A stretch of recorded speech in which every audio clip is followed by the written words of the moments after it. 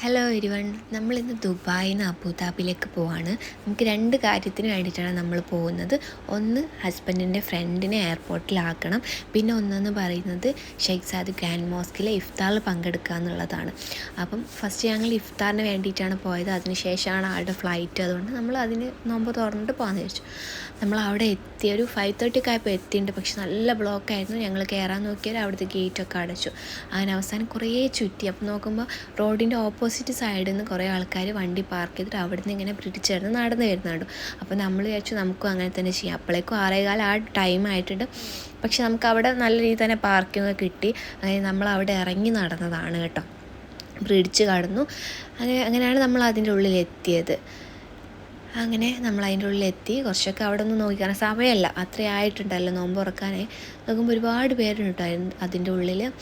ഫാമിലിക്കും അതേപോലെ ബാച്ചിലേഴ്സിനും സെപ്പറേറ്റാണ് ഇഫ്താർ. അങ്ങനെ നമ്മൾ ഇഫ്താറിൻ്റെ അവിടേക്ക് നടക്കുകയാണ്. അവിടെ എത്തി നോക്കുമ്പോൾ ഒരുപാട് പേരുണ്ട് കേട്ടോ. ഇതുപോലെ തന്നെ ഒരുപാട് സ്ഥലങ്ങളിൽ അവർ അറേഞ്ച് ചെയ്തിട്ടുണ്ട്. മാഷാ അല്ലാഹ്, അടിപൊളിയായിരുന്നു. അങ്ങനെ ഞാൻ അതിൽ എന്തൊക്കെ ഉണ്ടെന്ന് കാണിക്കുകയാണ്. ഫസ്റ്റ് ഒരു കവറാണ്, അതിൽ വെള്ളം, ലബനപ്പ്, അതേപോലെ ഒരു ജ്യൂസും ഉണ്ട്. പിന്നെ നമുക്ക് സെപ്പറേറ്റ് ഒരു ബോക്സ് ഉണ്ടായിരുന്നു കേട്ടോ. ആ ബോക്സിൽ ഒരു സെറ്റ് ബിരിയാണി വരുന്നുണ്ട്, ഹാഫ് ചിക്കനാണ് അതിൽ, പിന്നെ ഫ്രൂട്ട്സും. അങ്ങനെ നമ്മൾ ഇതൊക്കെ എല്ലാം കഴിഞ്ഞ് ഇറങ്ങി. മാഷാ അല്ലാഹ്, അടിപൊളി വ്യൂ ആയിരുന്നു കേട്ടോ. നൈറ്റ് എന്ന് പറയുന്നത് ലൈറ്റും കാര്യങ്ങളൊക്കെ ആയിട്ട് അടിപൊളിയായിരുന്നു. അങ്ങനെ അതിൻ്റെ കുറച്ച് വീഡിയോസൊക്കെ എടുത്ത് പിന്നെ ഞങ്ങൾ അവിടുന്ന് തിരിച്ചു. ഭയങ്കര സന്തോഷം, കാരണം ഒരാഗ്രഹമായിരുന്നു അവിടെ പോകാമെന്നുള്ളത്.